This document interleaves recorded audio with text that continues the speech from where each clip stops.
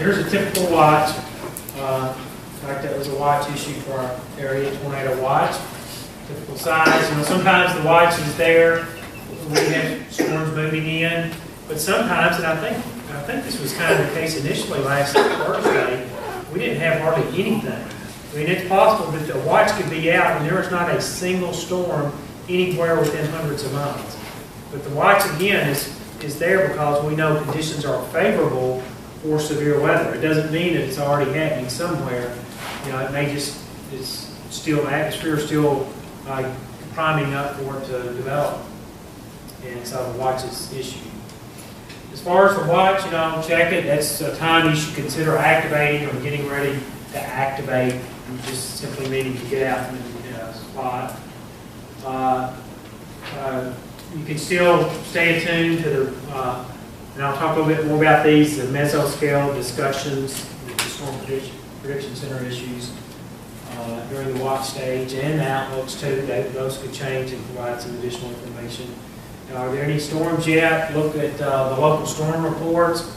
You know, you're here in southern Illinois, be watching what these storms are generating out in southeast Missouri that are moving ahead of you. You can get all that information off of our website. Short-term forecast, the graphic nowcast, we do those very regularly. They're on our website. We tweet them out every single time we do them. We put them on Facebook every time we do them. Just another good way to stay up to date. And we started something new with those too this week. We got permission and we now can do our graphic cast with radar scope. Does anybody in here use radar scope? Right. A couple of you, that's a software. It's very easy to use. You can get it on like iPhones, iPads. I think can't you get it on, put it on, don't they have it for droids now too? Okay, yeah, she just got it there. There's other kinds too. We can't endorse any particular kind, but that's a commonly used one. You know, there's WeatherTap, there's GR Analyst, which is a very savvy, and it's really a higher end as far as you want to really dig in to storms vertically and that kind of thing. There's a bunch of them out there, but there's lots of good information. When I started out using Storm Predator, which is about $50, and then I went up to Interwarn Storm Lab, which is about $100. But so far, I found that has been a good software for somebody who just doesn't have a lot of money, you know, to be out there. Yeah, so which one, Interwarn or? Interwarn Storm Lab is a really good one. Yeah, I mean, it's pretty accurate. Yeah, yep, it is. I've looked at that too. I haven't looked at it in a while, but they've got some good information. Yeah, it's been pretty reliable for me. Yeah. So there's a lot of there's really good radar software out there, and a lot of them you can, if you're like driving out and about, you know, you can push a little button, it'll put a little dot or circle where you're at, so you'll know in relation to the storm, which to me is a good safety thing. I use it when I'm driving. If I'm getting into a storm, you know, I might be producing hail or something, I get off the interstate and let it go by me and go on, you know. So there's a lot of good tools out there now. It's unbelievable what we have compared to what was available even just 4 or 5 years ago. But just stay up to date with all the different things, different sources of information you have there at your disposal. All right, here's another watch, tornado watch. Once you see a watch on the website, depending on how you're going to look at it, it will be on the front page of our website. You can get it right from the front page of the Storm Prediction Center website. But once you click on the watch, you'll get a map like this come up, show you the exact counties in the watch along with the radar data. And there's also a little chart that I like down here at the bottom of every watch, and it's got all the different elements, severe weather elements down here, tornadoes, but it's got it subdivided into EF2 and above tornadoes, severe wind, again 58 miles an hour stronger, but it's also got the 65 knot wind, which is actually 75 miles an hour. Well, I said that earlier. Severe hail, which is 1 inch, and then the 2-inch hail. But they tell you what the risk is, or the level of probability, likelihoods with the term they use there, of each of those different elements occurring within this watch area. So, again, just another way, but now in the watch stage where you can get additional information that's pretty handy, really. I want to mention this. One thing that this is a brand new change just this week. It's really not that big a deal, but starting now after April 14th, they are adding a summary to the tornado watches. And they're actually moving the head of longer discussion at the bottom of the watches, and it's going to go into the mesoscale discussion product that I mentioned a minute ago. And we'll talk more about those in a minute. But just know that the watches, a little bit of a change there. They're going to go to a shortened summary product and push the information, the discussion information into the discussion product, the mesoscale discussion. All right. There are essentially, really we're increasingly doing this, whether we even kind of realize it or not, but we're kind of tiering our products more and more. Just like the outlooks, you have all the different tiers. Really, the watches really are tiered too. We don't really advertise this, but I think it's very important for you all as spotters to realize this. We have the regular tornado watches, and then we also have the higher end tornado watches, which are called what? Potentially dangerous situation. Yeah. Particularly dangerous situation watches, or PDS. Why we call them PDS, because I wanted to say that every time. So we have the PDS watches. All right. So I did a sampling the end of last year of our last 50 tornado watches up through last year. Of those 50, 46 were in the regular category, and 4 of them were in the PDS range. And basically, it's kind of like the outlooks. You have the hatched area. It's kind of like a hatched watch, if you will, because it's where we expect that big stuff could occur. The strong and the violent tornadoes in the case of a tornado watch. So 4 out of 50, less than 10%. That's a sampling, but that was our last 50 watches. So it's probably going to hold, in that general range if we do 100 or whatever watches. Here's again, a regular watch. It just says tornado watch up here. This is not a PDS watch. A little bit longer maybe than some watches north to south there. But again, here you have the likelihood of the different categories at the bottom. And notice they're mostly all in the moderate, one the low for the 2-inch hail. The severe wind is high. Even though it's a tornado watch, the severe wind, non-tornadic winds, they've got that high. And I'm pointing those out because I want you to see the kind of the difference between those for a regular watch and for a PDS watch. And again, you get those at the Storm Prediction Center website, or you can get them from our website by clicking under current hazards. And plus, if there's a watch in effect for your area, if you just click on our map on the front page of our website, any watches or warnings that's in effect, it's going to pop up just by clicking on your location on our map. So there's numerous ways to get to everything. Already pointed that out, and I'm just going to mention there's even additional detail you can get down below this little chart here on all the watches. If you want to dig down, you can find the exact percent for tornadoes of F2 or greater intensity. It's got 30% probability of that. All right, so here is a PDS watch. This was actually one issue for our area, and it very plainly, it's not circled, I circled it there, but it is read just like that on the Storm Prediction Center website. It says particularly dangerous situation. Can't miss it. And if you look down here, everything's moderate to high. So, they've got high for tornadoes and high for EF2 tornadoes. And that triggered them to do a PDS tornado watch.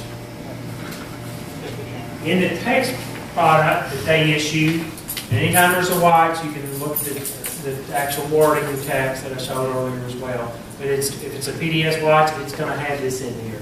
So in other words, if you just look, you can't miss the fact that it's a PDS watch. Okay. And not to mention that the wording in the watch is going to be bad too. It says destructive tornadoes, large hail, etc. Destructive tornadoes is generally only used for strong and violent tornadoes.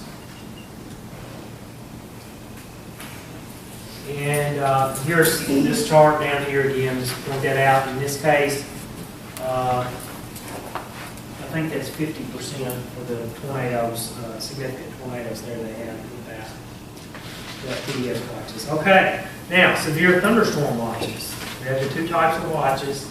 We have regular severe thunderstorm watches.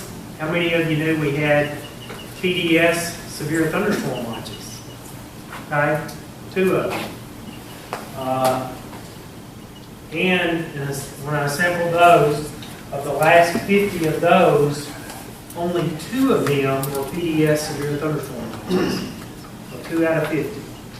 If you take the sampling of the tornado and the sphere together, that's only 6 out of 100 that were in the PDS range. So I'm telling you, if you see PDS, it's not a guarantee things are going to, necessarily be worse, but the atmosphere definitely has the capability to produce worse tornadoes, worse damaging thunderstorm winds, etc.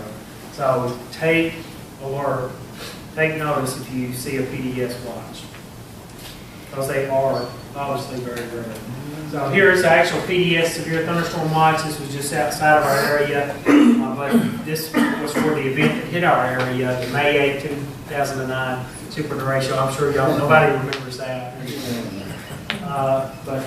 So that's, that's the kind of event that's deserving of a PDS severe thunderstorm watch. So, in this particular thing, the threat of strong tornadoes was very low, but even the 65 plus knot wind threat was was at the highest level there.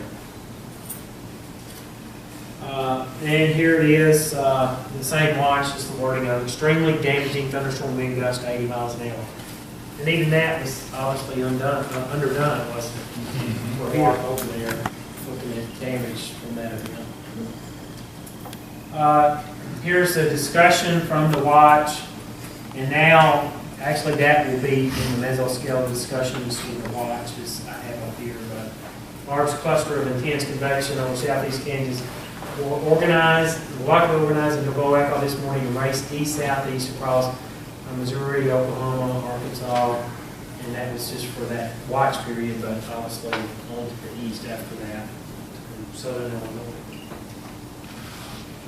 By the way, that was issued by John Hart. Did anybody make it to the 90-year anniversary of the tornado event? He was our keynote speaker there, and he is a storm prediction center lead forecaster. He's from southern Illinois, which is why I asked him to come. He's from Mount Vernon, from that area, so it was a real rare treat to have him. Here is a PDS tornado watch. I think I just accidentally put that in there twice, but here's a mesoscale discussion. Anytime you see MD or MCD, it's the same thing. It stands for mesoscale, which is basically a scale that encompasses the size of a region about like this. It's pretty typical. Synoptic scale is like bigger. That's like, the whole U.S. or a big part of the U.S. kind of thing. But the reason I mention the MDs is there's really some good information you can glean out of those. Like here in this one, and they always have the text and they have the graphic. Even if you just look at the graphic, you get some good information, because a lot of times they'll say, considering tornado watch, and it's right across southern Illinois, you have, some updated information about, what's could be coming. Here they say severe threat increasing across southern portions of weather watch 25. New watch may be needed shortly. Greatest potential for intensification downstream. Downstream always means generally in the direction the storms are moving, so that would be to the east or northeast, moving northeast. And here is another mesoscale discussion. It says severe threat, damaging winds and tornadoes expected to spread into the mid to lower Mississippi Valley and lower Ohio, Tennessee valleys, which outlines southern Illinois there. And then here's the actual text. I'd like to get some more detail from that. Let me just show you real quick, just so we're clear on that, where you can Now, all the mesoscale discussions will have a probability of watch issuance. That particular one is 60%. So, you know, you can see what SBC's thinking. They've got 60–80%, you know, I'd be kind of pretty much planning on it happening. But sometimes they'll even put 30 or 40% in watch, and issue a watch. So, just another source of good information there for you. All right, any questions about the watches before we move on to the warnings?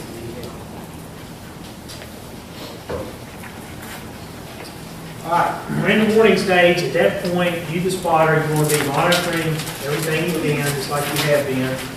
Weather radio becomes an increasingly valuable tool, I think, especially if you're out doing some mobile spotting. Radar is definitely something you want to hopefully have access to when you're out there. All the local storm reports that I just showed you to see what other spotters nearby are reporting, to know what's coming your way. And, you know, just listening to the warnings and the statements from the warnings, I have that information in there. Any updates to the forecast, the graphic cast, etc. Utilizing to make your reports, the eSpotter submit a storm report. I think I just showed you, etc. And here's, you know, even in the warning stage, you know, there's kind of sometimes storms we're more concerned about. And this is a graphic cast I got from the Jackson, Mississippi Weather Forecast Office. I thought was pretty good. And actually, we're doing a lot more in graphic cast now than we used to at our office. I probably could get some very similar examples here. But this was a really bad day. There were 2 or 3 supercells across Mississippi. And so they said a particularly dangerous situation unfolding across the region. Been interesting to know. I don't know if they had a PDS tornado watch. I wouldn't doubt they did. Actually, you know what? I think this is the, I'm pretty sure this was the April 2011 outbreak, come to think of it. So I'm sure that there were PDS watches out that day. But I thought that was some good information at the warning stage. They have warnings in effect. And with that graphic cast, had some really good information there. But one thing we've done, and we kind of, just like I've been talking about, the same thing with the outlooks and the watches, we basically kind of tiered our warnings down. We tiered them based on the impacts. If we expect, you know, worse storms and bigger impacts, we want to let everyone know that. We started that 2 years ago, and you may not really be, you may know about it in a little bit. You've seen it probably or heard it, but you may not really realize what it was. But the bottom line is we have new wording in our warnings, and at the bottom, just at a bird's eye view or a glance, you can know exactly what level of concern we have for a given warning, or when we issue the warning. When we issue a tornado warning, we're always going to have one of these 2 options tagged at the bottom of every single warning, every one. It's going to say either tornado, ... radar indicated, or tornado, ... So initially we'll say radar indicated, and that I guess would be the ideal scenario. We're seeing the circulation up high. But then we get reports from you, the spotter, and we update the warning and essentially have tornado observed at that area. So again, this top tag here for tornado warnings is always there. This second tag, tornado damage threat tag, is virtually never there. It is a bad situation if there's a tornado damage threat tag. Okay? Most of the time, no tag. But if we expect, if we have credible evidence that a tornado is occurring and producing considerable damage, we can use a tornado damage threat tag and the tornado damage threat considerable. All right. Then, if there's a situation like a Joplin, Missouri situation, we can use the tornado damage threat tag catastrophic. Now, there are no false alarms with catastrophic. That would have to be something like, you know, say if we had a tornado warning with a catastrophic tag on it for here, that would have to be like, we've got multiple spotters in Carbondale reporting how, you know, numerous houses leveled with a tornado. A violent tornado heading this way. We have to have that information. We cannot issue a tornado damage threat tag for catastrophic unless we've got catastrophic, house leveling type damage occurring. And the considerable is a little less constraining than that, but it's a bad situation too. We looked at several events over the last quarter century or so in our region, and there's really probably only 3 or 4 that we could have used a considerable tag with and really done the catastrophic outside, of course, of the tri-state tornado of 1925. That certainly would have needed the catastrophic. We can talk about the Marion tornado here in 1982, and some of the others would be in the discussion, at least with a considerable tag, but in the Harrisburg tornado. But it's very hard to even get to the considerable tag. So if you ever see that, it's got to be a really bad. Just note also there's a hail tag at the bottom of the wings to indicate what size hail we expect. Okay, any questions about the outlooks, watches, or warnings? It's basically the new part, or added part, for the company. All right, we'll go here just a little bit longer and take a break here in about 15 minutes or so. I want to go with the 101 and just tell you this next section is some stuff there's several things in here that's on our little quiz at the end tonight. But we'll talk about some of the different weather elements, and of course, there's temperature, there's pressure, there's wind, there's moisture. We talked about that. And all the kids in school learn that now, the basic elements of weather. We're going to break down each of those and talk about them in detail though. Starting with our seasons. And the bottom line is we have weather because the sun heats our planet unequally. And that unequal heating causes these different parameters to vary across our planet and causes the weather that we have. A few notes is the sun's radiation only reaches half the planet at one time. Obviously, the other half is dark, as we're getting ready to be here. And the amount will vary depending at different locations because of the tilt of the Earth. You've got more atmosphere to go through in some areas as well. And that makes a big difference is how much of atmosphere you have. The sunlight has to travel through to get to the ground here. As a matter of fact, if you think about it, when is the sun closer to us in the winter or the summertime? Summer. When is it bigger? When do you, I hope you don't look at the sun directly. when is it look bigger in the wintertime or summertime? Winter. It looks bigger in the wintertime than the summertime. So just from that, if you just consider that, you think, well, it's going to be hotter in the wintertime because it's closer. But it's not. It's because the sun has more of the atmosphere to travel through than it does in the summertime. So that's what makes the difference. That all has to do with the Earth rotating around the sun and the angle, and therefore how much atmosphere the sun rays have to travel through. Another fact is that land warms and cools faster than the bodies of water. That comes into play, especially if you're on the Gulf Coast. You'll get the land breeze and the sea breeze because of that differential land cooling and heating faster than the ocean.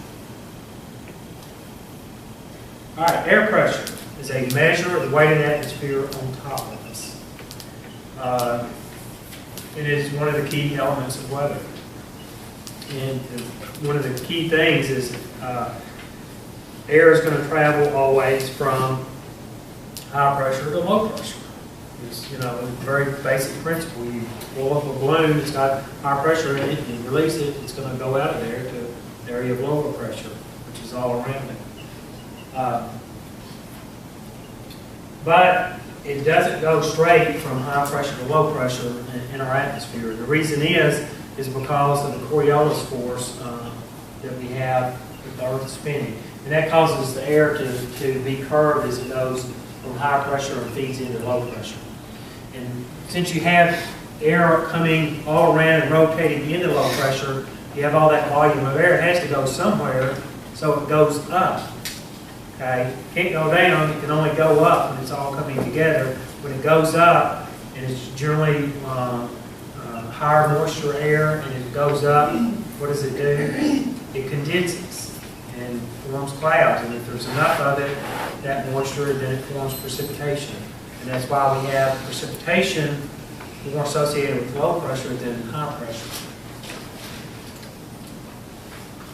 And if you ever hear us talking about, like in the forecast discussions and all, ridges and troughs, troughs are areas of low pressure in the upper atmosphere, and ridges are areas of high pressure in the upper atmosphere. That's how we refer to it there. Occasionally we have a closed low, we actually call it a low in the upper atmosphere, but a lot of times we just call it ridges and troughs. We don't mean like a, we're not actually not supposed to use that in our discussions at all because it can be confusing, and some people probably think it's a cow trough or whatever. All right, so why do we have wind? I already mentioned the one force, and the name of it is pressure gradient. That's the balloon type thing where the pressure is greater in the balloon, and that gradient force lets it come out of the balloon. But due to the spin of the Earth, the air turns to the right in the northern hemisphere. Again, the Coriolis force is what causes that. In the southern hemisphere, it's basically everything's the opposite. I could never do weather in the southern hemisphere statement. And then we have friction. You know, all this stuff out here, these trees, these buildings, slow the wind down, slow the air down. That's generally why it's windier in the plains. You don't have all the friction out there like you have here to slow the wind. All right, moving on to moisture. And there's dew point and there's relative humidity. But it's actually the dew point, which is defined as the temperature to which air must be cooled to be saturated, that is used mostly by meteorologists. We like using the dew point. We do use the humidity some, like for fire weather forecasting, but most of the rest of the time we use relative humidity. It's just to let the general public know, because you don't hear us talking about it in the office much. We're talking about the dew point. And it's a specific level of temperature. Again, the temperature at which the air must be cooled to be saturated. If the dew point increases, it's only because the amount of moisture in the air increases. So it's a direct correlation to how much moisture is in the atmosphere, so that's why we like it. Dew points, you know, below 50 or so is comfortable any time of the year. You start getting in the 60s, you can feel the moisture, you know, in the atmosphere. 70s, lower half of the 70s is not comfortable. That's when you sweat a lot when you're out boiling. And it's absolutely miserable by the time you get to the mid or upper 70s. That's that really bad that you drip when you just walk out to get in the car out of the days. But believe it or not, and the highest dew point I've ever been in is about 82 in my whole life, which is really high. But there was a place in Saudi Arabia, Iran, Saudi Arabia, supposedly they reported a dew point of 95 degrees and with a temperature of 108. Now I can't imagine that. To me that would be like instant death.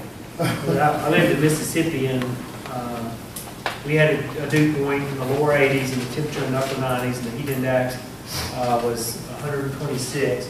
And I mean, I got nauseated just walking outside the building out to my car. Just, I mean, not bad, but just kind of a nauseated feeling from that. And I just can't imagine getting any higher than that. It just, I don't see how people could live in that very long, honestly, at all. If you didn't have air conditioning, I would think even a healthy person would succumb to that kind of heat pretty quickly. Air masses are large bodies of air with generally the same temperature and humidity qualities. Okay, that's all it is.